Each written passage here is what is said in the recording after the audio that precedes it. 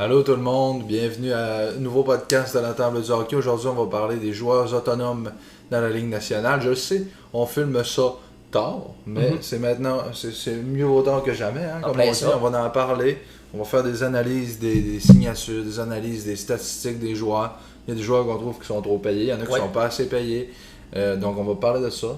On va commencer avec la première signature de l'après-midi.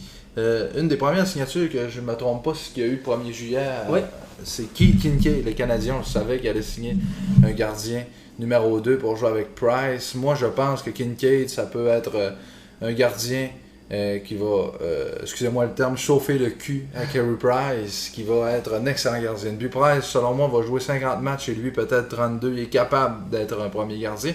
Il l'a prouvé avec les Devils. Oui. Parle-nous un petit peu de son contrat, j'aime bien. Kincaid, lui, qui a connu bonne saison, une saison décevante cette année, désolé, qui a eu un contrat de 1 an, 1,75 millions. C'est pas cher à payer pour Kincaid. Non. Mais on le sait qu'il y a eu une saison décevante la dernière saison, qu'il en a déçu plus qu'un, mais les saisons d'avant, il a réussi à se démarquer comparé aux autres gardiens. Oui, parce que il a joué avec les Devils du New Jersey en 2017-2018. Il a eu 26 victoires en 41 matchs. Il les a amenés en série. Corey Schneider était blessé, il les a amenés en série avec Taylor Hall. Mais ça reste que il a quand même déjà été premier gardien de but. Puis moi, j'ai l'impression que Bergevin aime ça, des goalers comme ça. Il a déjà signé justement Niemi qui avait déjà été bon, un premier gardien. Kincaid, moi je suis convaincu qu'il va faire le travail. Il a donné 1 an 750 000, 1 750 000. Je trouve que c'est pas beaucoup. Parce que Bergevin, ce qu'il veut faire, c'est regarder ce que tu me donnes pendant 1 an. Après ça, si t'es bon, on va continuer avec toi. Ou Lindgren va être prêt un jour, j'imagine. Lindgren, il me déçoit pas mal cette année. Parce que sinon, ça sera, on va attendre Primo puis c'est tout. Ouais, en plein ça. Suite à ça, il y a eu une autre signature. Une signature cher payée pour moi, selon moi. Moi aussi, je trouve. Pour les Penguins. Brandon Tanev, 6 ans, 21 millions. 3,5 millions par année. Je trouve que pour un gars là, que sa meilleure saison c'est 29 points, l'année passée avec les Jets, c'est énorme. 3,5 millions, tu sais. 3,5 millions, c'est à peu près un gars qui fait 40 points par saison, pas 30 points par saison. C'est beaucoup trop. Ben ça, c'est pas un joueur de 30 points. Tanev, pour moi, c'est pas un joueur de 30 points. C'est un joueur de quatrième trio qui va frapper, tu sais. Quand même gros, là. 180 livres, c'est pas tant non plus. Donc, je sais pas c'est quoi qui va. Pourquoi les Pingouins ont fait ça. Peut-être qu'ils se sont essayés sur un dossier et ça n'a pas marché. Je comprends pas ça. Peut-être que c'est le plan B des Pingouins qui avait voulu faire un échange, peut-être. Encore alors, on va en parler encore tantôt, les Pingouins. Dire qu'il y a un échange qui a été conclu par les Pingouins. Par la suite, on a eu l'échange, la signature de Artemi Panarin le plus gros avec les Rangers. Joueur du 1er juillet. Ça a l'air que Panarin aurait refusé une offre de presque 100 millions de dollars avec les Blue Jackets pour s'en aller à New York et signer avec les Rangers. Parle-nous des termes de son contrat. Panarin a signé un contrat de 7 ans pour un total de 81,5 millions. Lui qui va toucher environ, si on compte pas les bonus et tout ça, 11,64 millions par année. C'est un gros contrat, mais pour un gros joueur. Donc, j'accepte totalement le contrat de Panarin que Panarin a touché. Le joueur le plus convoité du 1er juillet. C'est sûr que, tu sais, il y a un joueur qui fait 80 points par année, là. Il y a 77 points, 74, 82. Cette année, 87 points.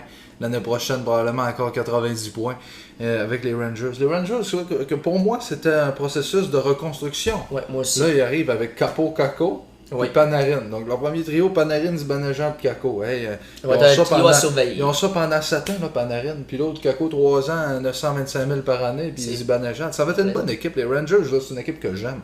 Puis qu'ils vont retourner sur le chemin de la victoire. Puis il y a une autre équipe aussi que j'aime. On en a parlé, une autre équipe de la région de New York. On va en parler tantôt plus tard, les Devils du New Jersey. Mais là, pour l'instant, on va parler de la deuxième plus grosse signature. Un joueur convoité par plusieurs, surtout par Montréal, qui voulait l'avoir. Il y avait 2 équipes qui avaient... ce joueur-là a accepté d'avoir des entrevues avec 2 équipes différentes. Montréal et les Prédateurs de Nashville. Vous savez sûrement de qui que je parle. Matt Duchene. Il y en a plusieurs le pensaient voir à Montréal, mais malheureusement pour les fans du Canadien, Duchene est allé à Nashville pour un contrat de 7 ans, 56 millions au total, 8 millions par année. C'est un très bon contrat pour ce joueur-là que Matt Duchene est capable de faire plusieurs beaux jeux, capable de percer la ligne adverse, marquer des buts. Puis encore une fois, un joueur de Columbus qui part. Donc Columbus ont payé cher pour perdre 2 joueurs. Ben, l'an passé, il a fait 70 points en 73 matchs. C'est bon, là. C'est un joueur, Duchesne, qui peut être le premier centre d'une équipe. Il va arriver à Nashville, il y a Ryan Johansson devant. Moi, Ryan Johansson, j'ai jamais aimé ce joueur-là. C'est un gars qui n'est pas vraiment capable de montrer qu'est-ce qu'il peut faire. Puis là, Duchesne, il arrive à Nashville. Les Prédateurs de Nashville vont être à surveiller. Ouais. Ça, c'est 7 ans. Hein. Il a seulement 28 ans. Le beau Matt Duchesne. Mais moi, ce que j'aime pas de Duchesne, et quand il y avait des rumeurs avec le Canadien, c'était son attitude. Marc Bergevin parlait de l'attitude, puis on le sait que Duchesne, il n'a pas une bonne attitude. Quand il a joué avec les Sénateurs d'Ottawa, il n'avait pas vraiment la meilleure attitude. La saga du taxi. Puis son cours. Mais c'est un excellent joueur, Matt Duchesne. C'est sûr, il va faire 70 points par année, 1 point par match. Il est capable de le faire. Ça va être le joueur vedette des Prédateurs de Nashville. Duchesne a quand même 540 points environ en 700 games, pas loin de là. C'est quand même très bon pour un joueur de la Ligue nationale. C'est rare les joueurs qui peuvent se rendre là. Puis c'est un joueur de talent que Nashville n'ont pas regretté ça. Ouais.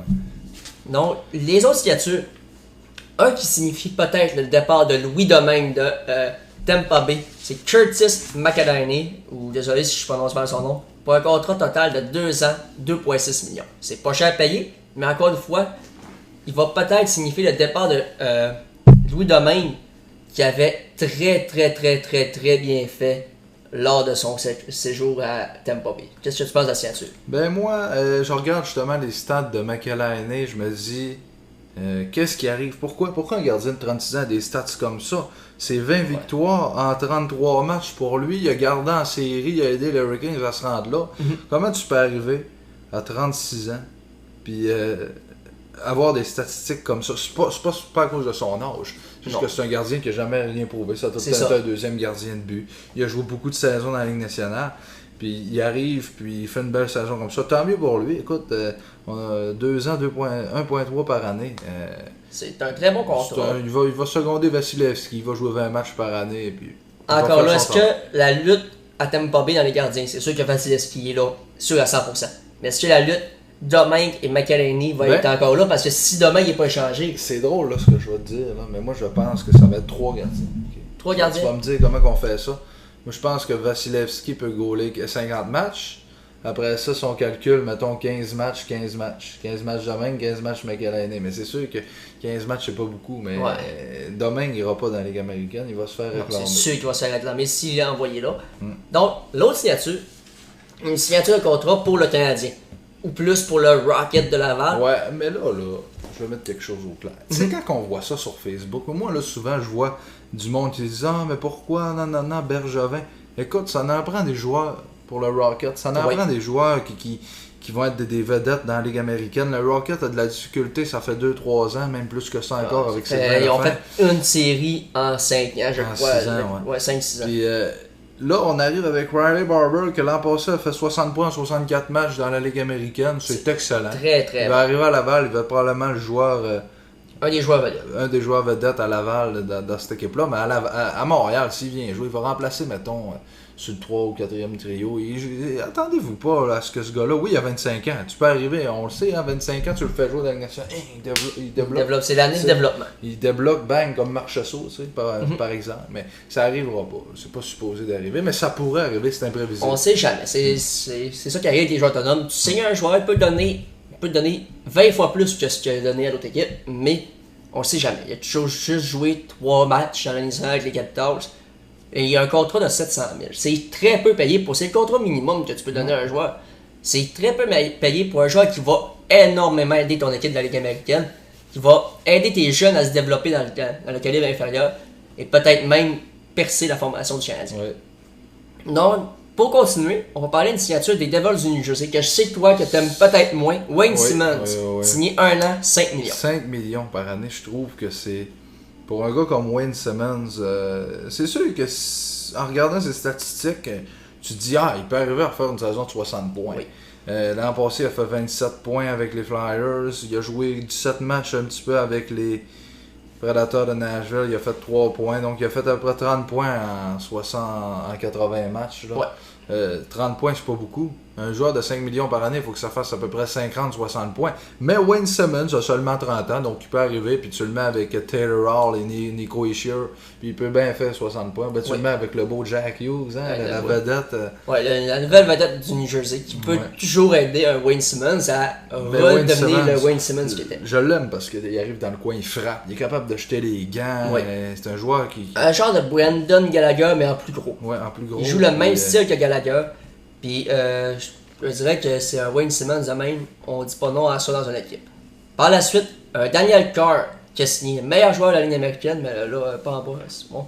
Ouais. Daniel Carr, qui a signé dans la Ligue, encore les Prédateurs de Nashville, eux qui ont signé Matt Duchene tout à l'heure.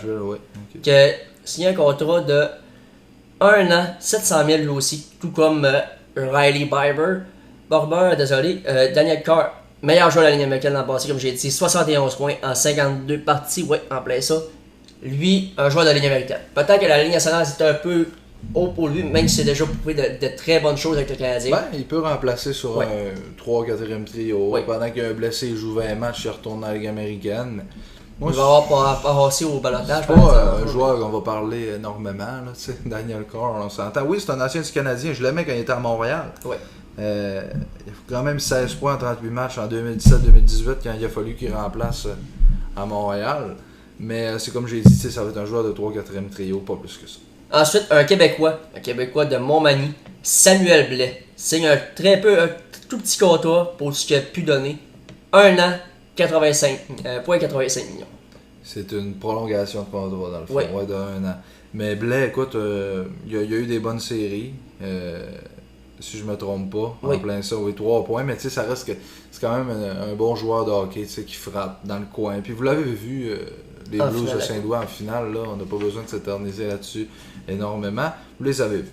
Ensuite, par la suite, on a eu un Sergei Bobrovsky qui a signé avec les Panthers à Floride, une équipe à surveiller les Panthers. Lui qui a signé un contrat de 7 ans, 70 millions, pour 10 millions par année. Et ça, j'aime ça. C'est un très beau contrat. Là, parce que je regarde les Panthers qui ont signé aussi un gars comme Anton Stralman. Il y a Sergei Bobrovsky qui a signé là. Donc là ils vont avoir un bon top 4 défensif avec Yandel, Ekblad, Matheson, Stralman. Et là, Bobrovsky qui arrive en renfort dans les buts.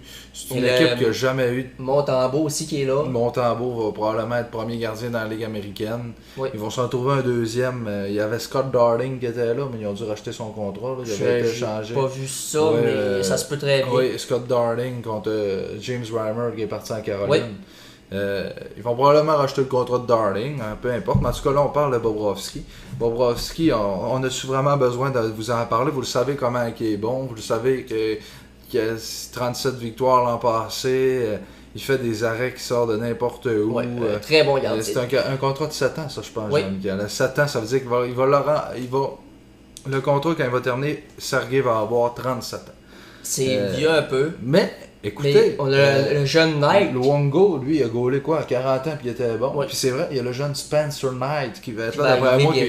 Dans 2-3 ans, il va être là. Donc, ça laisse une marge de manœuvre aux Panthers. Dans 2-3 ans, Bobrovsky va avoir 33. Il va être encore premier gardien. Mais pendant ce temps-là, Knight va pouvoir se développer dans les circuits mineurs ou dans la Ligue nationale. Après ça, il va être prêt. Donc, surveillez les Panthers dans les prochaines années. Je vous dirais, là, pendant 10 ans, surveillez-les. Pourquoi? Parce qu'il est là pendant 7 ans, puis après ça, on parle de Knight qui va arriver, puis qui va être encore un premier gardien, qui est comparable à Price. Donc, surveillez-les.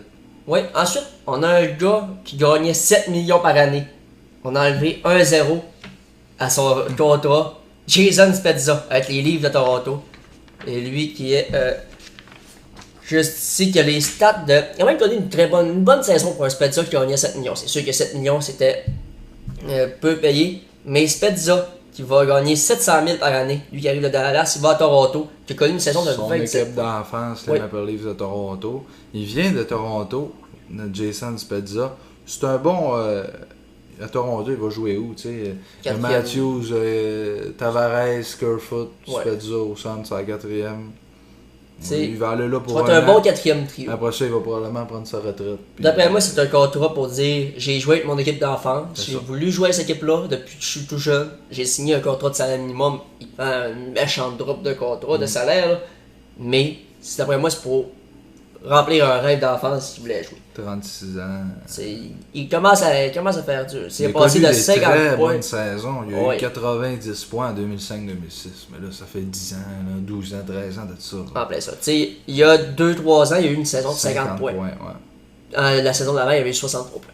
C'est énorme, mais il a droppé en un an, il a passé de 50 à 26 points. C'est une grosse différence. Puis, encore là, on sait jamais qu'est-ce qu'il peut prouver avec les jeunes de Toronto. Il peut arriver à Toronto et refaire 50 points encore. Puis là, t'es comme bon, mais gars, un autre gars. Puis Toronto, ils ont beaucoup d'attentes envers eux. Oui. Faut qu'il aille loin en série, faut qu'il fasse les séries. En plus, il y a l'arrivée d'un nouveau défenseur droitier. Oui, on va parler tout à l'heure. On va parler plus tard. Si vous le savez pas, ben, vous allez le savoir tantôt. En plein ça. Par la suite, un gars que je suis très surpris qu'il ait signé avec le Wild du Minnesota. Oui, ça c'est surprenant. Une grosse surprise pour moi. Matt Zuccarello. 5 ans pour un total de 30 millions, donc 6 millions par année. Qu'est-ce que tu penses de ça là-dessus? Moi, écoute, Matt Zuccarello, c'est pas un gars que je voyais signer au Minnesota. Le Minnesota, c'est une équipe qui s'en va nulle part. Ils ont échangé Kevin Fiala l'an passé. Non, ils sont allés chercher Kevin Fiala, excuse-moi, contre Michael Granlund, un centre qui ont échangé à Nashville. Mais Zuccarello, qu'est-ce qu'il va aller faire au Minnesota? Le Minnesota, c'est une équipe qui vieillit. Je pense que c'est une des plus vieilles équipes de la Ligue. Oui. Zach Parisé, Mikko Koivu, Eric Stahl. Oui. C'est des équipes, Ryan une équipe Suter. vieille qui peut peut-être surprendre, mais ça me surprendrait vu que les joueurs sont tous. Moi, Zuccarello, je l'aurais vu dans une équipe jeune, comme Vancouver. Mettons, avec pour aider les jeunes à se Elias développer. Peterson, Bo Horvat, Brock Besser, ou avec les Islanders de New York. Mais ça, je la comprends pas, cette signature-là. Ça leur fait, en tout cas, ça leur fait un joueur de 60 points par année, le Wild du Minnesota. Là, vous allez dire 60 points comme toi. Non, mais Matt Zuccarello, sérieusement, là, moi je l'aime, ce joueur-là. C'est un petit joueur rapide là, qui t'en met top note des fois. Puis, au pire, il fait 50 points, mais c'est un joueur de 50, 60 points par année. Ça, je suis convaincu de ça. Il est capable de faire de belles choses et on verra voir qu'est-ce que ça peut faire par la suite. On va y aller avec un joueur qui va se fier de partir, qui était capitaine de son équipe à San Jose, Joe Pavelski, qui a pris la direction de Dallas. Ça, j'aime ça. Parce que l'an passé, 64 points. C'est une très bonne saison l'an passé. Il y a 34 ans, Joe Pavelski. Puis il s'en va pas vieillir, les stats qu'il a. L'an prochain, là, les Stars de Dallas là, vont avoir Tyler Seguin comme premier centre. Probablement Joe Pavelski comme troisième centre. Ça leur prend un joueur comme ça, un vétéran. Puis Pavelski, là, il va faire encore 60 points l'année prochaine. Oui, facilement. Parce que dans les 5-6 dernières années, il y a 79, 70, 78, 68, 66, 64 points. Donc là, l'an prochain, là, bonne saison, il va avoir 35 ans pendant l'année au mois de janvier, mais il va faire 60 points encore. Là. Oui, puis Pavelski, c'est une très bonne signature. Déçu, moi, j'ai une déception que San Jose n'ont pas décidé de garder parce que c'était leur capitaine. Ils ont enlevé le C de Joe Thornton, qui lui est encore agent libre par Jeux-Main. Ils ont enlevé le C de Thornton pour le donner à Pavelski. Et là, ils le laissent partir aux joueurs autonomes dès que son contrat finit. Je suis déçu de tout ça. J'aurais aimé ça qu'il reste à San Jose pour peut-être conclure sa carrière. Ou peut-être juste dire, gars, on t'a signé, puis t'es pas gros salaire, ben, tu sais, Pavelski, il a 7 millions par année pour 3 ans. C'est rien, là. Tu sais, 3 ans pour 7 millions. J'ai jamais aimé ça avec les Sharks. Il va aller à Dallas, moi, c'est une équipe encore, je le dis souvent, mais j'aime plusieurs équipes dans la Ligue nationale. Dallas, c'est une des équipes que je souhaiterais voir. Ils sont, si je me trompe pas, ils ont éliminé Nashville cette année en série, ils sont allés en deuxième ronde. Oui. Puis, moi, j'espère pour les Stars qu'ils vont aller plus loin en série. Puis là, Jean-Michel, on va parler d'un autre, justement, qui était à San Jose, qui a prolongé avec les Sharks. C'est un joueur que j'aime beaucoup. J'aurais aimé Timo Meier. Oui, un joueur sélectionné 9e au total. 22 ans. Au repêchage 2015, 9e au total. Un contrat de 6 millions par année pendant 4 ans. Donc un total de 24 millions. C'est pas cher à payer pour un Timo Meier. On va dire que c'est beaucoup. Mais avez-vous regardé ses statistiques? 66 points. C'est sa 3e saison, 66 points. Il a fait plus de points que Jonathan Drouin, mesdames, messieurs. Drouin, ça fait 5 ans qu'il est à Montréal, puis ça, c'est un autre dossier. Mais Timo Meier, sa 3e saison, 66 points, 30 buts, 36 passes. Tu avais dit que c'était un contrat de 4 ans. 4 ans. Ça veut dire que dans 4 ans, il va avoir 26 ans. Il peut faire encore Ça, c'est vraiment là, un joueur, là, comme tu as dit tantôt, que tu aurais aimé voir à Montréal. Oui. Moi, s'il avait été disponible, tu ferais un offre hostile à ce gars-là. Tu lui donnes un 2 puis un 3, ou même pas, au salaire qui est payé 6 millions, ouais, c'est ça. Mais, Ouais. 6 millions, c'est un contrat quand même Ouais. assez cher à payer pour les compensations. Ouais. Mais encore là, Montréal aurait pu peut-être être tenté de faire un échange. Il y a une couple d'années, j'avais entendu des rumeurs que peut-être Mayer pouvait s'en venir à Montréal. Mais du Los José, c'est une très bonne équipe. Une très bonne équipe pour le développement de ce jeune joueur-là qui vient de la Suisse. C'est rare les joueurs suisses dans la nationale, il n'y en a pas gros. Et les Suisses peuvent être fiers de ce joueur-là. Nico Hischier, Timo Meier, Les jeunes, Roman on Josi. n'avait pas de vieux Suisses, genre les vieux joueurs genre 35, 40. Il n'y en avait pas dans ces... Puis là, on arrive avec plusieurs jeunes. La Suisse va se démarquer à la ça, faudrait en parler dans un prochain peut-être podcast. C'est justement des équipes comme la Suisse. Tu sais, moi j'aimerais ça d'en faire un. Mettons, tu parles de. Tu sais, en Suisse, saviez-vous que Roman Josi vient de la Suisse? Oui. Timo Meier, Nico Hischier. C'est des jeunes qui viennent de là que personne pense. Ça veut dire qu'aux prochains Jeux Olympiques, faites attention à la Suisse. Au prochain championnat mondial, faites attention à la Suisse. Ils vont devenir une très bonne équipe. Donc, passons maintenant à la signature de Tyler Myers avec les Canucks de Vancouver. Qui est juste là. Désolé, on a des feuilles pour nous aider dans les stats. Tyler Myers, contrat de 5 ans pour un total de 30 millions, donc ça veut dire 6 millions par année. Qui était avec Winnipeg, qui est décidé d'aller avec les Canucks de Vancouver. Très bonne signature les Canucks. Qu'en penses-tu? Je trouve qu'à 6 millions par année, là, Tyler Myers, c'est beaucoup trop payé. Pour un gars qui fait 30 points par année, tu vas me dire, oh, Simon, c'est bon 30 points pour un défenseur. Oui, mais pour Tyler Myers. Qui lui, Shrek Buff, là. Ouais, c'est sûr. 36, 31, 6 millions. J'aurais peut-être donné 5.5 ou 5. C'est pas 6, mais ça reste que c'est quand même une bonne signature pour les Canucks parce que, à part Ben Hutton qui est avant quoi, même à ça, il est libre. Il y a Edler qui est là. Puis là, il n'y avait pas vraiment de défenseur. Oui, c'est pas vrai. Quinn Hughes. Quinn Hughes qui s'en Puis là, Tyler Myers. Il y a Jordy Ben aussi qui a signé avec les Canucks. Les Canucks, c'est une équipe que j'aime. Encore une fois, c'est une équipe que j'aime. Peterson, Horvat, Besser, des bons joueurs. Puis là, Meyer, il arrive là avec une équipe comme, qui a un gardien comme Thatcher Demko, un jeune gardien qui s'en vient. Une jeune équipe, les Canucks, qui vont se développer. Une très bonne équipe dans les prochaines années. Ah oui. Donc là, maintenant, la signature de Jordy Ben. Oui. On vient d'en parler justement. Jordy Ben avec les Canucks, qui a refusé le même contrat avec les Canadiens. Il voulait aller jouer avec son équipe d'enfance, sûrement. Parce que Jordy Ben était un très bon défenseur. Il y en a qui le critiquaient à Montréal, mais Jordy Ben, pour moi, un des meilleurs défenseurs à Montréal l'an passé avec la saison qu'il a connue. Il est sous-estimé, ce défenseur. Un des défenseurs les plus sous-estimés. Il a eu 22 points l'an passé. 22 points, c'est quand même bon. Là. Son contrat, c'est 2 millions par année pour 2 ans. Donc, ça coûte rien aux Canucks. C'est une équipe, les Canucks, qui a une grosse marge salariale. Ils ont 20 millions disponibles, une grosse affaire comme ça. Donc, tu arrives puis tu signes un défenseur 2 millions par année pour un Ben qui va te donner 20 points par saison. Parfait. Ça, j'aime ça. Cette signature-là, une des meilleures des chasseurs libres. Mais encore là, on va vous parler de la meilleure signature selon moi, tantôt, dans quelques instants. Pour maintenant parler de Curtis Lazar. Il a un contrat peut-être la dernière chance, lui. Pour lui, qui a été un choix de 17e au total en 2013, désolé. Il a connu de très bons matchs avec Team Canada Junior, je m'en rappelle très bien. Curtis Lazar, 700 000 par année pendant un an. C'est rien. Il essaie, il l'essaie, puis ça fait pas, c'est tout. Là. C'est 700 000 par année.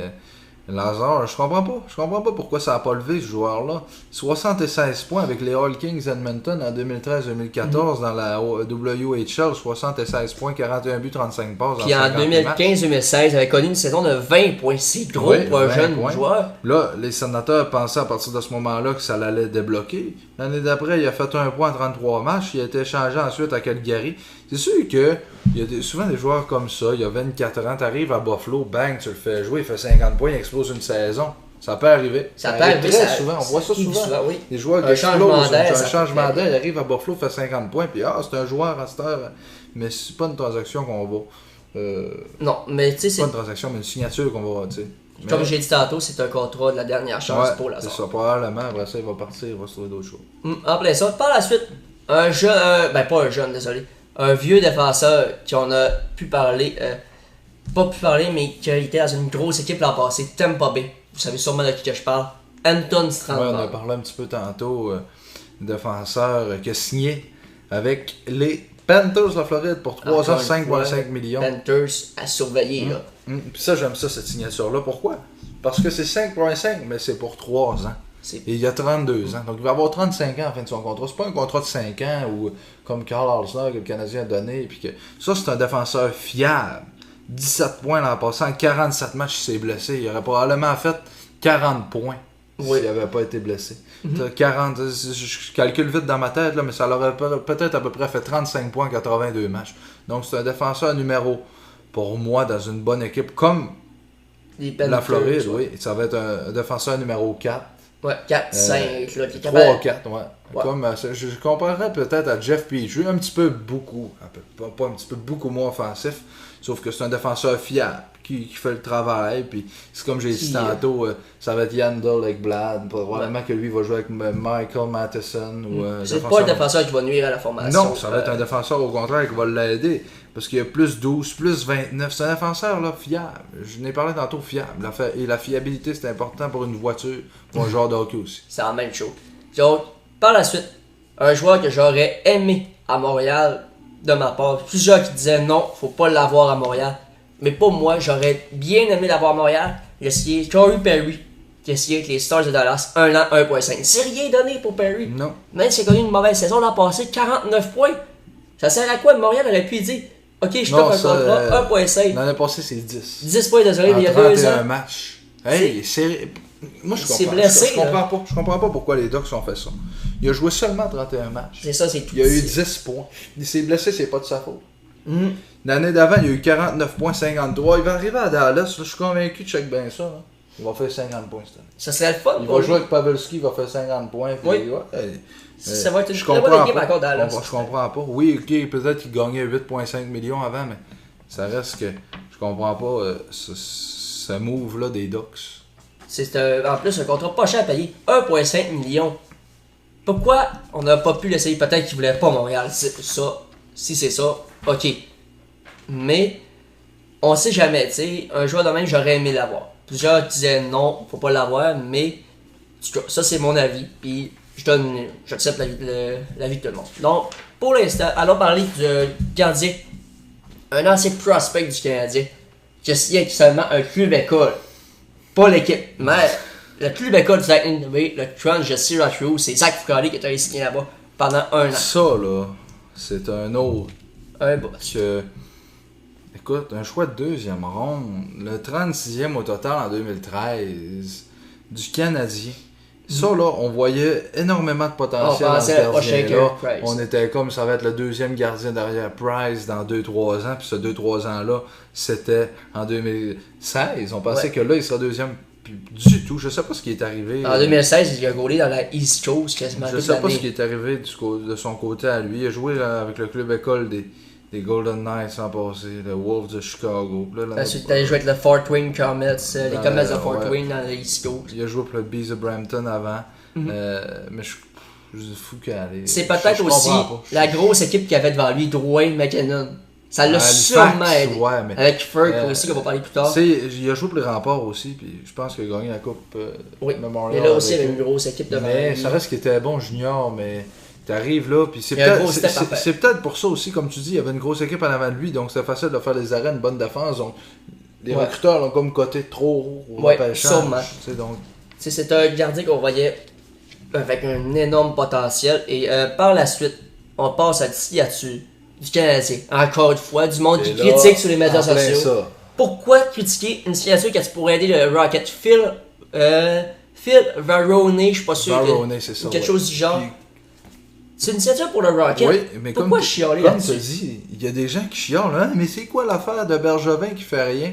Hey, il a fait un offre hostile. Le premier à le faire depuis 2013. Mais là, c'est Phil Varone. Varone a arrêté de chialer, comme on a dit. C'est un joueur de centre taillé pour la Ligue américaine de hockey. Il a joué quand même 47 matchs l'an passé. Oui, il a passé 47 matchs à Philadelphie. C'est quand même beaucoup, 47 matchs. L'année d'avant, c'est un joueur, là, je regarde, là, dans la AHL, il y a 1 point par match. Même plus. C'est 22 matchs, 28 points, 74-70. Si le Rocket peut se permettre de l'avoir. Avec Riley Barber, et Phil Varone, là, ils vont avoir une bonne équipe. De choix qui ont Belzile et Grenier, McCarron.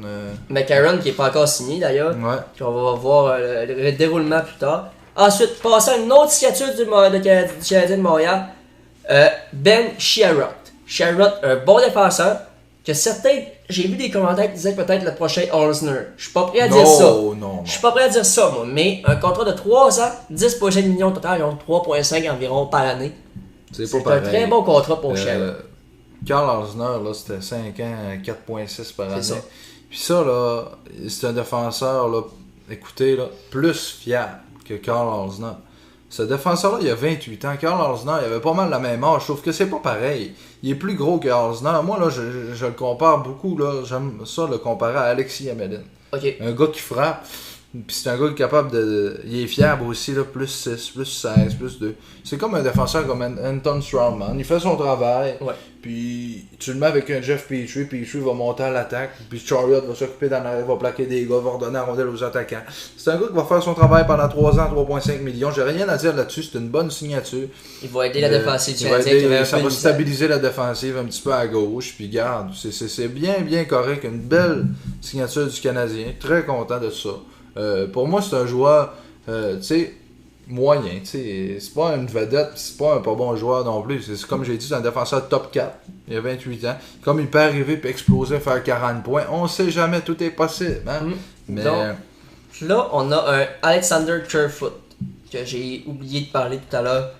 Kerfoot signe avec les Leafs après avoir été échangé. Il a été échangé aux Leafs dans une transaction que... C'est Nazem Kadri, Cale Rosen et un choix de 3e ronde. En retour de Tyson Barrie, Alex Kerfoot, un choix de 6e ronde 2020. Toi, Jean-Michel, tantôt t'as dit que c'était un vol. Un vol de Toronto. Non, des Leafs, désolé. Oui, de un vol des Toronto qui a complètement volé l'Avalanche, qui sont fait. Désolé de l'expression, mais ils se sont fait crissement avoir. Je sais pas si vous le savez, là, mais Cale Rosen, c'est un défenseur qui a joué dans la Ligue américaine, même dans la East Coast League. Donc, 40 games c'est même pas un défenseur. C'est même pas un espoir, là, défenseur. Il va devenir, mettons, il y a 19 ans, comme un Pierre-Olivier Joseph, ou par exemple n'importe quoi. Comme ça, c'est un défenseur qui joue dans la East Coast, qui va jouer dans la Ligue américaine avec les Marlies de Toronto. Au plus fort de sa carrière. Un choix de 3e ronde en 2020. C'est rien payé pour ces deux joueurs-là. Puis là, tu as Alex Kerfoot qui est capable d'être un centre de 3e trio, un très bon centre de 3e trio, qui a fait 42 points l'an passé. Qui est quand même excellent. 42 points. Hein. 42 points. Le gars a 24 ans. C'est quoi qu'il va faire l'année prochaine? 55 points? Peut-être. Puis en plus, tu as un Tyson Barrie qui est un excellent défenseur, Tyson Barrie. Là. Mais Barrie ça a l'air qu'il demande environ 8 millions pendant 7 ans l'année prochaine. Son contrat est renouvelé. 8 millions 7 ans. C'est peut-être ça qui a forcé l'Avalanche d'échanger Barrie. Je dis ça peut-être, mais ça c'est selon Facebook, les pages Facebook que j'ai pu consulter. Et Barrie, c'est ça, on a les stats. 59 points. Barrie, 59 points. L'an passé, 57 points. Ça veut dire que là, tu te ramasses avec un centre de 3e trio en Kerfoot qui peut faire 50 points. Puis un défenseur, maintenant, numéro 1, qui va jouer avec Morgan Riley. Donc là, tu te ramasses avec Riley Barrie. Et là, aussi le défenseur qui sont allés chercher ici à Ottawa. Et puis, il me semble qu'il y a un autre gaucher qui sont allés chercher pour. Lui, à la date limite des transactions. Jake Muzzin. Jake Muzzin, en plein ça. Tu sais, Toronto va être à surveiller vraiment. Ça fait quelques années qu'on le dit. Ils ont passé de complètement au fond du classement au top. Ils pensent être prétendants à la Coupe Stanley, selon moi. Ça, c'est une transaction que j'aime énormément. Tyson Barrie, défenseur droit. C'est quand j'ai vu cette transaction-là, je me suis dit, qu'est-ce que. Je me croirais dans NHL. En plein ça. C'est une transaction que t'amène un joueur que t'avais besoin d'un défenseur droitier numéro 1. À Toronto, tu l'amènes. En plus, tu amènes un centre comme ça. Tu donnes Nazem Kadri qui est mal aimé partout dans la ligue, qui fait à peu près 40-50 points par saison. Puis un gars qu'on connaît pas, puis un choix de 3. Moi, j'aurais donné peut-être un choix de 2. J'aurais demandé ça si j'avais été Joe Sakic. Mais peu importe, là, Joe Sakic se ramasse avec un centre de 2e trio pour derrière Nathan McKinnon. Mais c'est ça, ça reste que c'est quand même Tyson Barrie, un défenseur excellent. Très bon. Hey, moins 3, oui. 36 minutes de pénalité. 59 points en 78 matchs. Il va faire quoi? 65 points l'année prochaine? Tu sais, tu demandes un avantage numérique. C'est très bonne transaction du côté des Maple Leafs de Toronto. À surveiller encore une fois, c'est plate à dire. Hein? Toutes les équipes dans l'association du Canadien s'améliorent. Parce que, imaginez-vous donc, que les Sabres de Buffalo se sont améliorés. Ils sont allés chercher Jimmy Vesey contre un choix de 3e ronde des Rangers de New York. À New York. Ici, il est capable de faire environ 35-40 points par année. Oui. Selon moi. Là, oui, 35-40 points même. Oui, 40, c'est ça. Puis après ça, ils ont signé Marcus Johansson, 2 ans. Me semble. Mais lui, c'est les symptômes de commotion qui peuvent peut-être nuire à sa carrière. On sait qu'il a peut-être 1 ou 2 commotions d'arrêter sa carrière. 2 ans, 9 millions, 4,5 millions par année. C'est un ailier gauche fiable, il fait son travail, mais comme tu as dit, il a été blessé souvent dans les dernières années au New Jersey, puis donc c'est ça qui va nuire, mais surveiller les Sabres de Buffalo encore une fois. En parlant des Sabres, on parlait d'un contrat de la dernière chance pour les Sabres. Zemgus Girgensson, je sais pas comment dire son nom, désolé, qui a signé 1 an, 1,6. Ce joueur-là, choix de première ronde pour les Sabres en 2012. En 2012, choix de. Fameux repêchage. 14e au total, un repêchage très bas. Mitigé. Écoutez, le numéro 1, je pense que vous savez tout c'est qui, Nail Yakupov. Le numéro 2, Ryan Murray, qui s'est jamais développé comme les Blue Jackets pensaient en défense. Le numéro 3, le fameux Alex Galchenyuk. Le 4, c'est Griffin Reinhart. Si vous ne connaissez pas, allez voir sur HockeyDB, Griffin Reinhart. Le numéro 5. C'est le défenseur numéro 1 des Maple Leafs de Toronto, Morgan Riley. Moi, encore une fois, Zemgus Girgensson me déçoit énormément. Il a connu une saison de 30 points. Je l'aimais justement, justement 2014-2015, il a fait 30 points. J'étais, un bon prospect. Là, il est rendu à 25 ans, il vient de la Lettonie, c'est un des seuls joueurs de la Ligue à venir de là, avec un gars... Thomas Vanek, il me semble, si je ne me trompe pas. Vanek, non, je pense que c'est... Danemark ou non, ça c'est l'Arsenal en tout cas. Mais tu sais, là on va passer tout de suite à une autre ceinture du Canadien. Nick Cousin. Ça, une ceinture au centre, est-ce que ça peut annoncer une transaction possible? Parce qu'on sait que... On sait que Charles Hudon reviendra fort probablement pas. J'aimerais qu'il revienne, mais... Nick Cousin, pour moi, ça me fait penser un petit peu à Jordan Will l'an passé. C'est un gars qui a 25 ans, puis tu sais... On en parle souvent, hein, mais des gars, là, quand tu signes entre, je te dirais, 24 et 28, tu sais pas ce qu'ils peuvent te donner. Ils peuvent arriver à connaître une excellente saison. Puis Nick Cousin, c'est un gars comme ça. Il a fait 81 points, 81 matchs l'an passé, 27 points. Si tu le fais jouer cette année sur le 4e trio, c'est là, il y a Nate Thompson. Tu l'avais-tu oublié, lui? Je pense que oui. Nate Thompson. Ben, Nick Cousin, si tu le fais jouer, là, moi, je pense qu'il va jouer en avantage numérique parce que on essaye tout le temps des gars de avantage numérique. Nick Cousin, là, pour moi, là, il peut faire 40 points cette année, ce gars-là. Il a signé un contrat. Est-ce que tu l'as, son terme de contrat de Nick Cousin? 1 an, 1 million. 1 an, 1 million. Donc il peut faire 40 points, là, Nick Cousin. Puis Marc Bergevin, il l'a essayé. Du gars. J'ai perdu à haut, tu sais. Fait que... En plein ça, à haut, on va en parler tout de suite, même maintenant. Parlons d'Ao. Sébastien Ao, l'offre hostile du Canadien. Que penses-tu de l'offre hostile effectuée par le Canadien? Quand j'ai vu ça, je me suis dit, il est-tu sérieux, là? Là, j'ai fait, ben oui, c'est sérieux. J'ai vu une alerte de RDS que le Canadien avait fait ça. Mais, moi, là, tu sais, le monde, tantôt, on dit, chiale tout le temps que Benjamin fait rien. Ben, savez-vous quoi? Fermez-la. Il fait pas rien parce que c'est le premier directeur général depuis 2013 à faire une offre hostile. C'est le DG qui arrive puis qui dit « Ah, moi, il n'y a pas de problème, je fais une offre hostile. » Je m'en fous de la vie, c'est ça. Moi, là, c'est pour améliorer mon équipe. Puis s'il y a un DG qui a de quoi à me dire que j'ai pas d'affaire à faire une offre hostile, il viendra me le dire à moi. Il l'a dit dans sa conférence de presse. S'il y a une loi, personne ne me le dit. Ouais, c'est ça. Fait que, moi, j'aime ça. J'aime ça voir un DG qui a du guts comme ça. Normalement, Bergevin n'a pas de guts. Ben, pas de guts. Ça fait 3-4 qui fait des gros échanges. Non, c'est ça que j'allais dire, tu sais. Moi, cette année, je me suis dit, c'est quoi la grosse échange qu'il va avoir? Bang, il fait ça. Fait que, tu sais, je sais pas, 2016, c'était Subban Weber. 2017, Drouin Sergachev. 2018, Domi Galchenyuk. Et 2019, l'offre hostile de haut. Et l'an prochain, une autre affaire, probablement. C'est pas mal ça que l'année prochaine. C'est ça qui est pas avec un DG de même. Toujours pas savoir qu'est-ce que tu vas faire.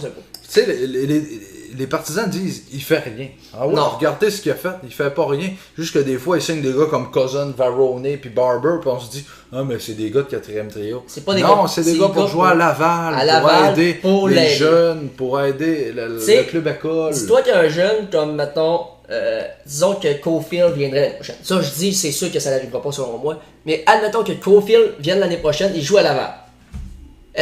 Des gars comme même, comme Barber puis Varone, ils vont l'aider à faire des points. Ça ne fait jamais mal à personne de faire des points. Tu sais, les jeunes à Laval sont là pour se développer. Ils sont là pour se faire aider par les plus vieux aussi. Les autres signatures que Montréal ont pu effectuer. Ils sont là pour ça. Puis Sébastien Aho, ça aurait été une très bonne acquisition pour Montréal. En plus d'avoir connu une saison de 83 points en 82 matchs. C'était un rêve. Mais l'offre que Benjamin a faite, au moins vas-y pour une offre qui donne 4 choix de première ronde. Ouais, c'est ça que Gaston Terrien a dit quand j'écoutais RDS. Il a dit donne 4 choix de première ronde. Mais là, si ça aurait été, mettons, 10 millions, je pense que ça aurait été 2, 1, 1, 2, puis 1, 3. C'est 10,5 je crois pour donner 4 choix de première ronde. Puis j'aurais aimé ça que Benjamin donne ça à Aho. C'est parce que tu dis en même temps, tu sais, si t'es une équipe comme les New Jersey, c'est pas grave de faire ça. Tu sais que t'as Hughes tout. Mais là, le Canadien, là, tu donnes ton 1, 2, 3, c'est pas grave, une année. Mais si là, c'est pour donner 4 choix de première ronde. Mais en même de temps, 2019, 20, 21, 22 pour un joueur comme ça. Il y a seulement 21 ans qui connaît 83 points par cette saison. Mais moi, je trouve que c'est pas... dis que si un choix, mettons, de 15e au total, si on se rend comme à chaque année, comme cette année, ça ne sera pas des joueurs comme Cole Caulfield à chaque année. Puis ça va toujours pouvoir plus t'aider qu'un choix de 15e au total. Mais tu dis ça aussi, tu sais, ça peut être les 4 choix que tu donnes, 4 Michael McCarron, puis c'est ça. Mais c'est parce que ça peut être aussi 4 Cole Caulfield. Ah, ben ça, ouais. Fait que c'est imprévisible. Puis moi, j'aimais ça quand j'ai vu ça, j'ai dit c'est rien qu'un 1, un 2, un 3, c'est pas beaucoup. Puis là, il a signé pour 8 millions 450 000 par année, en fait. Puis pour 5 ans. Pourquoi 5 ans? Parce que 5 ans, ils font ça comme ça. Les offres hostiles sont faites. Contrat. Mettons, tu donnes 6 ans. Si c'est 6 ans, ça te prend un autre choix de plus parce que par année, ça va faire plus. En plein ça. C'est autant j'ai 5 ans, un offre hostile. Puis, où je voulais en venir, c'est que Sébastien Aho aurait pu changer la formation du Canadien demain matin. Il aurait été... Moi, là, c'est ça que le premier joueur de 30 buts et plus. De 80 points et plus. 80 points et plus, mais Aho, là, pour moi, c'est pas un centre. Ben, ça peut jouer, il joue au centre, mais il a été repêché, je me souviens quand il a été repêché, c'était un ailier gauche. Oui. Et moi, là, j'aime pas ça quand on prend des joueurs comme ça, qu'on les met, comme Andersley. On dit, c'est un joueur de centre. C'est un ailier gauche, Andersley, pour moi. C'est un ailier gauche. Et Aho, pour moi, c'est un ailier gauche, pas un joueur de centre.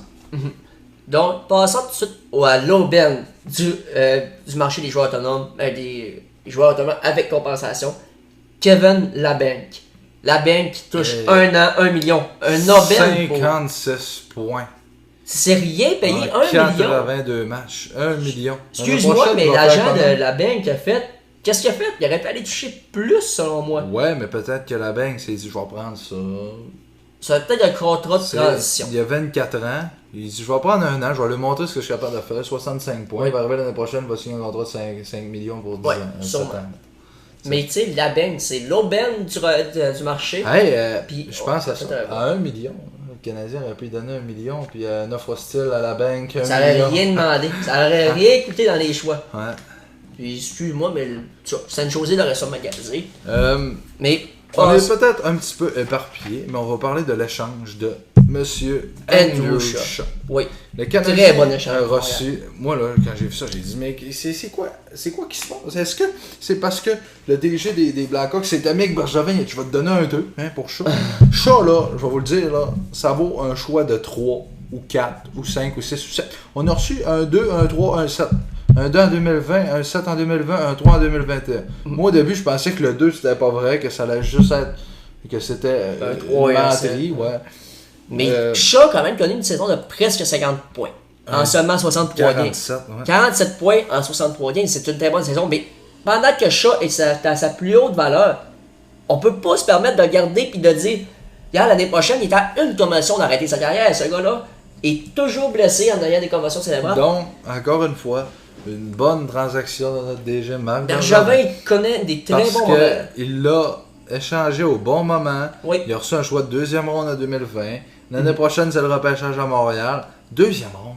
Il y en a qui se disent, c'est Spo, hey, ta gueule, Spo, deuxième ronde, tu sais, je veux dire, pas ta gueule, mais désolé, mais, tu sais, deuxième ronde, là, c'est que tu peux ramasser un gars comme Alex DeBrincat, un Sébastien Aho. Sébastien Aho qui vient de sortir en deuxième ronde. Ouais, c'est ça. Tu sais, c'est une très bonne échange du côté de Bergevin, et je suis... Chicago, je sais pas ce qu'ils font, mais... Chicago sont on peut savoir, on le sait tous que Chicago adore Andrew Shaw, du côté des partisans comme dans la formation.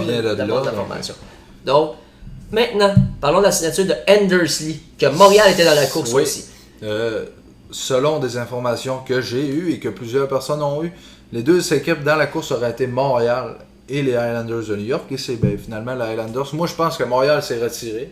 Parce que avec le salaire que AO demandait, il a signé finalement pour 7 ans et 7 millions par année. Je pense que Montréal, moi, voulait y offrir peut-être 5,5-6 millions, avoir un contrat similaire à Drouin par année. Puis ils se sont retirés. Les Islanders ont signé un contrat de 7 ans, 7 millions. C'est beaucoup trop payé. Un gars il a marqué 40 buts. Ça veut dire qu'il avait déjà marqué 40 buts dans les c'est 40 buts, mais ça est arrivé seulement qu'une fois. Oui, on ne sait jamais s'il peut reproduire ça. 40, 28, 52, 61, 51 points, c'est quand même pas beaucoup. Il a fait 40 buts. Il y a de cela pas l'an passé, l'autre avant. Il y a 2 mais ans. Seulement 22 passes. J'aurais aimé ça qu'il fasse 40 passes, ou au moins qu'il arrive à 80 points. C'est un bon joueur. Mais 7 ans, 49 millions total, c'est énormément payé pour ans, il va, à la fin de son contrat, il va avoir 36 ans. C'est très, très, très 7 millions par saison. Là. Il va ralentir approximativement à l'âge de 33-34 ans. Il va faire 40 points par année à 7 millions. Lula Moriello n'a pas pensé à ça. Ouais. Maintenant, parlons de la signature. Un joueur que t'aimes, que t'aurais voulu voir à Montréal. Oui. Un joueur que j'aime énormément pour ma part, Martin Frk. Frk a connu des très bonnes saisons dans la LHMQ avec Halifax, entre autres en jouant avec Nathan McKinnon, Joe Drouin et tous les autres qui étaient là, pas Manteau de Soleil. Foucault. Le gardien. Tu sais, un joueur que j'ai toujours aimé depuis qu'il est jeune, mais qu'il signe seulement 700 000 avec les Kings. Ça leur aurait coûté quoi de Bergevin d'aller signer ce joueur-là?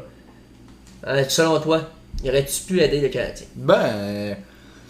Un joueur qui a joué 30 matchs l'an passé, 6 points, 25 points en 2017-2018. Il aurait pu aider le Canadien, mais ça aurait encore été une fois un joueur comme Riley Barber qui aurait probablement joué à Laval.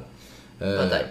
Mais tu le mets avec Drouin, puis ça peut exploser. C'est ça, ils ont déjà joué ensemble, et ça marchait bien. Regarde, il y a eu 84 points la saison qu'il a joué avec Drouin. Ouais.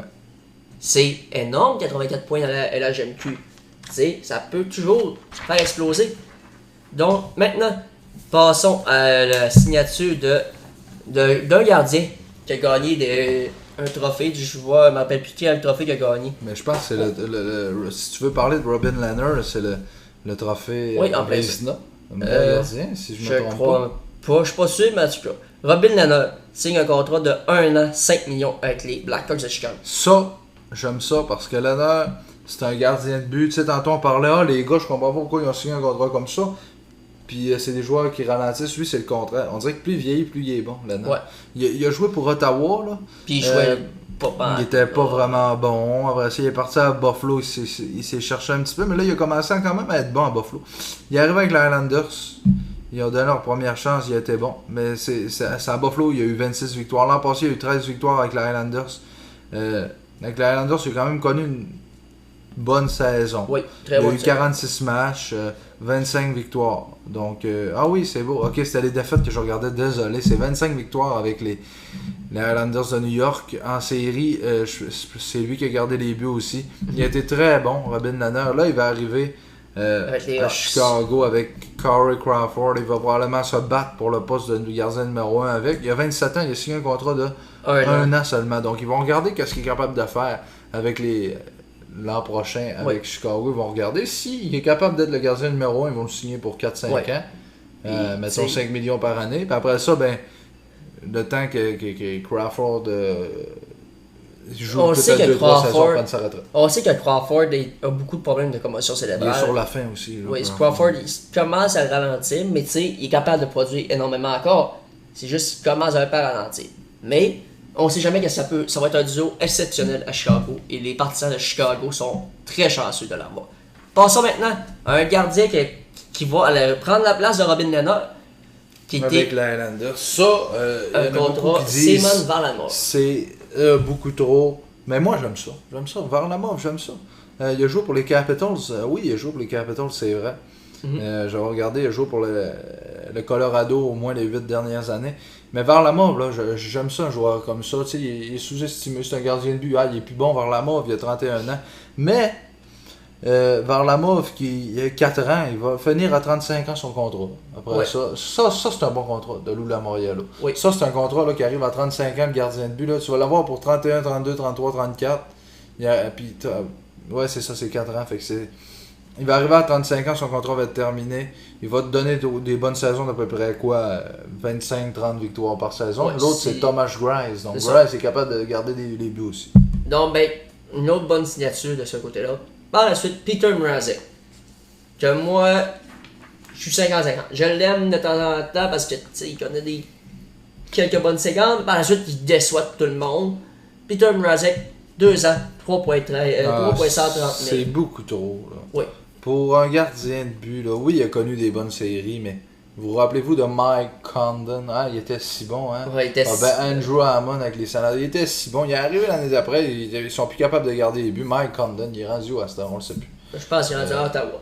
Ouais, je suis pas sûr de ça. Dans le club école, en tout cas. Mais ça, c'est un joueur comme ça, Peter Mrazek, que je vois 2 ans. 3. Tu sais, c'est sûr que l'an prochain peut connaître une bonne saison, mais l'année d'après, tout peut s'écrouler de son côté. On sait jamais qu'est-ce qu'il peut nous apporter. Tu sais, maintenant, on peut parler aussi de Gustav Nyquist, la dernière signature qu'on va parler aujourd'hui. Gustav Nyquist, qui a 4 ans, 5,5 millions par année. Moi, Nyquist, c'est un joueur que j'adore. Il est capable de surprendre, il est sous-estimé, vraiment sous-estimé dans la Ligue nationale. Il a connu des saisons de 49, 40, 48 points, même 54 points en 2014-2015. C'est énorme, il a joué avec Tatar pendant une couple d'années. Ouais, à Détroit. Il aurait pu faire un bon duo avec Tatar, selon moi. Tatar et Nyquist le regroupaient ensemble. À 5.5. Mais encore là, peut-être pas ce contrat-là que j'aurais donné, mais... C'est peut-être un petit peu trop. 5.5, c'est le même salaire que Drouin gagne. Moi, je lui aurais peut-être donné 4 millions. Ça aurait été parfait à 4 millions par année. Mais là, il s'en va à Columbus. J'ai de la misère à comprendre Columbus. Ok, Pierre-Luc Dubois. Il va être seul. Il y en a Nyquist qui est là pour venir l'aider. Mais j'ai l'impression que Nyquist, là, c'est comme le Minnesota. Ouais. Pourquoi tu t'en vas là? T'sais, pourquoi tu vas pas aider une équipe qui essaie de gagner la coupe comme peut-être Tampa Bay ou Toronto? Ou peut-être là, il n'y avait plus d'argent. Mais mettons les Devils, une augmentation, une progression. Ou par exemple une équipe Dallas. Une équipe comme ça, tu sais. Ou dans l'Est. Je le rêvais à Boston, il y a un Nyquist. Oui. Mais... Pas à Columbus. En signant un joueur comme ça, j'ai l'impression qu'il va juste être compétitif. Dire qu'on ait une chance peut-être de... C'est sûr que c'est pour ça. Puis Nyquist, je l'aurais bien aimé à Montréal, mais on y va avec ça. Puis on est correct avec ça. Il a signé une place où il voulait jouer. Puis c'est pas mal ça. Donc, passons à un échange. Puis on va parler premièrement, pas des gros échanges tout de suite. La gros échange, on va parler tantôt. Vous savez sûrement de quoi on va parler. Mais allons maintenant. Désolé si ça fait beaucoup de bruit. Maintenant de l'échange de Phil Kessel. Oui, ça là. Phil Kessel. Ça me fait plaisir parce que ceux qui ne le savent pas, quand Galchenyuk était à Montréal, c'était mon joueur préféré. Et quand j'ai vu un échange comme ça, je me suis dit, quel vol des Pingouins. Il y en a qui disent, ouais, mais les Coyotes l'ont volé. Ouais, ok, on va faire le compte rendu. Connaissez-vous Dan Burks? Connais-tu Dan Burks? Pas vraiment. Moi non plus. Connais-tu le choix de 4e ronde en 2021? Il n'est pas encore là. Phil Kessel, un joueur de 80 points par saison, un point par match, on le connaît. Du côté des Pingouins, on reçoit Galchenyuk qui, selon moi, je dis selon moi, est capable de faire 60 points par saison. Si tu le mets avec un Crosby ou un Malkin, il va le faire. Et Pierre-Olivier Joseph, qui est un excellent espoir, qui peut le faire, qui va être un défenseur top 4 dans la Ligue nationale un jour. C'est un choix de première ronde, 23e au total en 2017, des Coyotes de l'Arizona. Il va être un défenseur top 4. C'est une belle échange pour les deux équipes, selon moi. Les deux équipes ont eu tout ce qu'ils voulaient, selon moi. Puis c'est 50-50 de Parce que Phil Kessel arrive en Arizona. À Pittsburgh, c'était pas le joueur vedette. Il arrive en Arizona, ça va être le joueur vedette. Il va être content, il va se mettre peut-être là qu'il va tirer comme ça, top net, 82 points par saison. Puis Kessel, 33 ans, je me trompe pas, à peu près. Oui, c'est ça, en plein ça, 33 ans. Puis il y a encore un contrat de 4 ans à 8,5 millions par année. Donc, il va être là encore pendant 4 ans. Peut-être que 8,5 c'est un petit peu trop, mais les Penguins, c'est ça qu'ils voulaient. Avoir un petit peu d'argent. Puis Galchenyuk, va peut-être exploser avec Malkin parce que moi, je pense que ça va être Gensel, Crosby, Ross et Galchenyuk va jouer sur le 2 avec Malkin. Puis Kessel à Pittsburgh, ça ne fitait plus vraiment parce qu'il a joué sur le 3, puis lui, il voulait jouer avec Malkin, puis tout. Puis... Savez-vous c'est qui l'entraîneur-chef des Coyotes? Rick Tocchet. C'est l'ancien entraîneur adjoint des Penguins de Pittsburgh. Okay. Donc, c'est peut-être la raison pourquoi Phil Kessel a voulu être échangé aux Coyotes. Peut-être. Parce que vous rappelez-vous qu'il y avait une rumeur de transaction qui envoyait Phil Kessel au Minnesota contre Jason Zucker et Victor Rask. Et Phil Kessel a refusé la transaction. Donc, quand il a vu cette transaction-là, il a dû accepter justement parce que c'est Rick Tocchet qui entraîne les Coyotes. Ensuite, un échange que les Capitals de Washington et l'Avalanche Colorado ont fait. Andrew Burakovsky.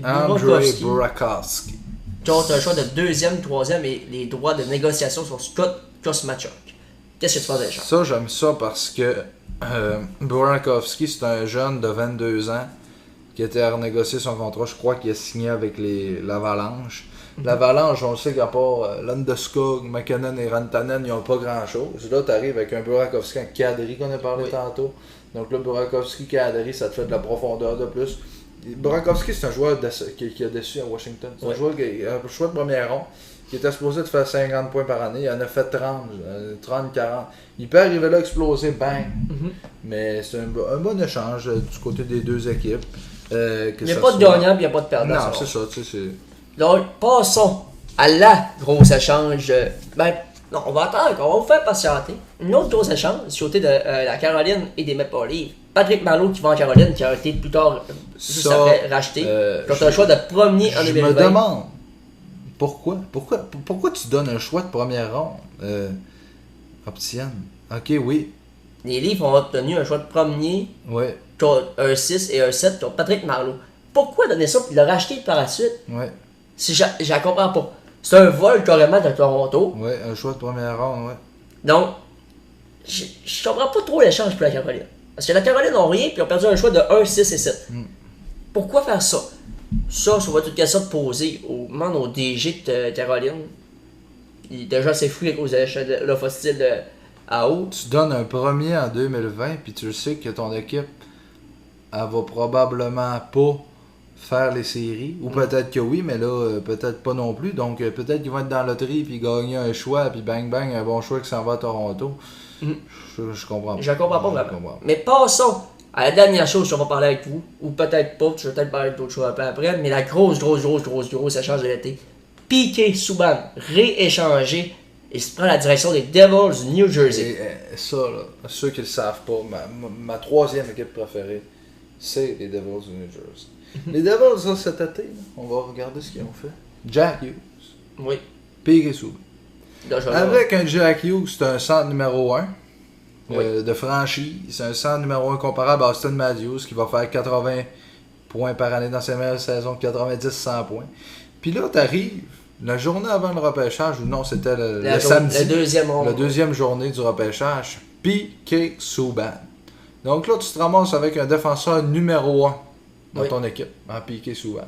Et comme Martin Brodeur a dit, parce que Martin Brodeur s'est rendu le directeur général adjoint chez les Devils, c'est un joueur comme ça que ça prenait pour les Devils. Un joueur, tu sais, si je te parle à Piqué Subban à quelqu'un dans la rue, il va savoir c'est le joueur, je pense, le plus influent dans la Ligue nationale.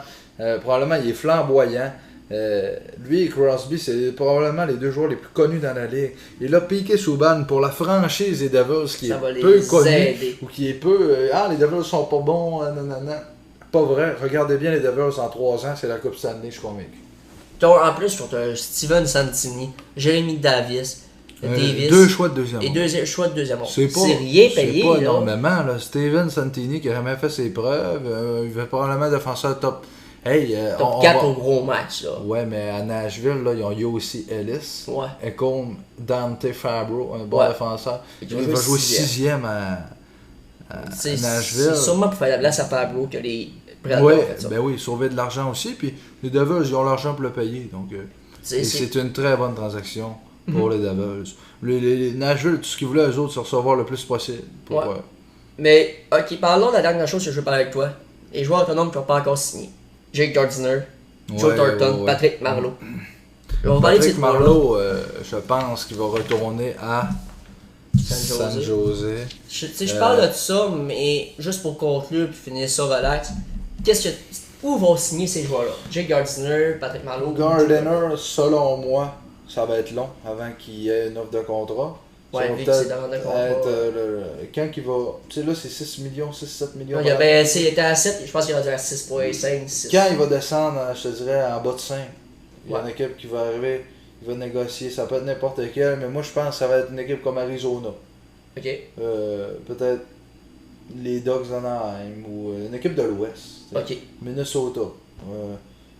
Une équipe comme ça, qui essaie qui négocie avec, puis que là, hey, comment tu demandes? Je demande, mettons, un contrat de 6, c'est beaucoup trop. Puis là, il va descendre. Mais le Canadien peut bien arriver par en arrière ou il se faut filer. Hey, je te donne 4. Ok, c'est beau, 4 pour 2 ans. 2 ans, c'est pas grave, là, 2 ans. Là. 4 millions pour 2 ans, il joue un an bien, l'autre année, il joue moins bien, c'est pas grave. Mais là, parlons de Joe Thornton et Patrick Marleau. Comme tu as dit, Marleau va sûrement retourner là. Thornton aussi. C'est la retraite. Thornton veut gagner à Coupe Stanley. Oui, donc, mais ils veulent sûrement finir la carrière là. Comme il a dit, Thornton, il voulait finir sa carrière. Moi, si j'étais Joe Thornton, regarde, je signerais un contrat d'1 an avec Toronto ou Tampa Bay, une équipe que tu sais qui va gagner la Coupe Stanley. Après ça, je retournerai 1 an à San Jose puis je prendrais ma retraite. Ça serait terminé. Mais là, Thornton, il est quand même rendu assez vieux. 40. Quand même capable de faire encore ses preuves. Oui. Il est capable de jouer encore. Il est capable de faire 40 points. Moi, une équipe comme Ottawa, là, ça, j'aimerais ça le voir à Ottawa. Ouais, mais Ottawa va pas gagner la Coupe. Non.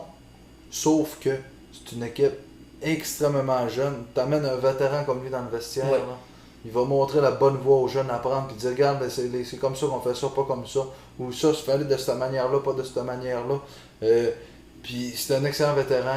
Il serait premier centre. Tu ne pas trop de pression à Ottawa, il ferait 40 points avec des jeunes alentour de lui, Kutchuk pis tout, puis il montrait justement comment devenir capitaine à un gars comme Brady Kutchuk.